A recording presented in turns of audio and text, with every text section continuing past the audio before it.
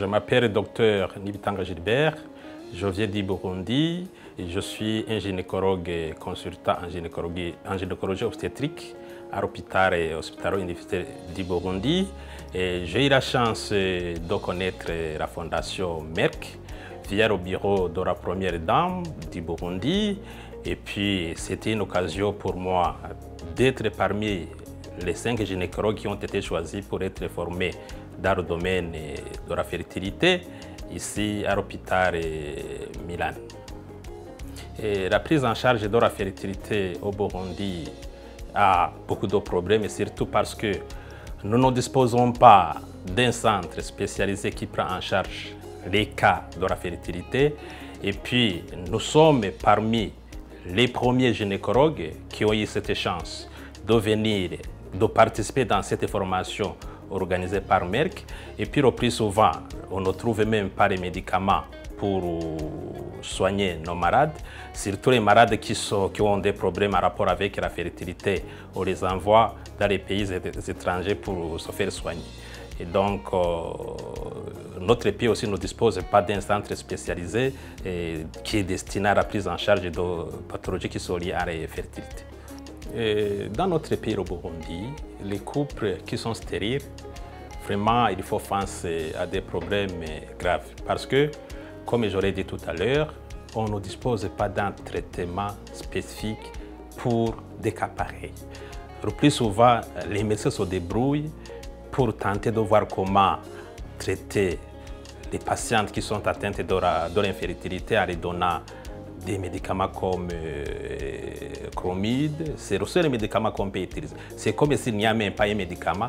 Donc, dans notre pays, comme il n'y a pas de centre qui prend en charge ces couples, on se débrouille en utilisant les moyens de base pour prendre en charge ces patientes. Et dans notre société burundaise, l'infertilité, le plus souvent, n'est pas connue du tout.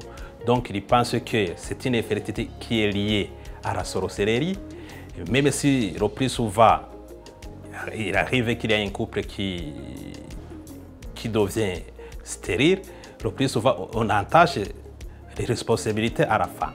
Donc, la conception de la population est que l'homme ne peut pas être stérile. De plus en plus, c'est la femme qui est incriminée. Le programme qui a été organisé par la Fondation Merck pour nous former en infertilité, c'est un programme qui a été bien structuré. Donc, c'est un programme qui a été organisé de manière que nous, les apprenants, apprennent toutes les notions de base qui sont en rapport avec la prise en charge de la fertilité. Là, je dirais comme les premiers conseils qu'on peut donner aux couples stériles, comment les soigner et puis comment les accompagner sur leur parcours qui est en rapport avec la fertilité. En tout cas, ce que je pourrais dire, c'était une bonne occasion pour moi d'être ici dans ce programme qui a été organisé par la Fondation Merck. C'est un programme qui va ouvrir une nouvelle voie dans ma future carrière qui est en rapport avec la prise en charge de la fertilité. C'est un programme qui est très important pour moi parce que le programme en question va ouvrir de nouvelles portes dans ma carrière médicale.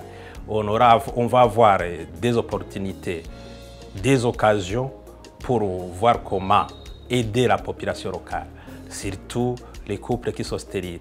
Et puis le pays va en bénéficier, surtout la population, parce que les couples qui partent se faire soigner à l'étranger pour le moment vont se faire soigner localement au Burundi à moindre coût.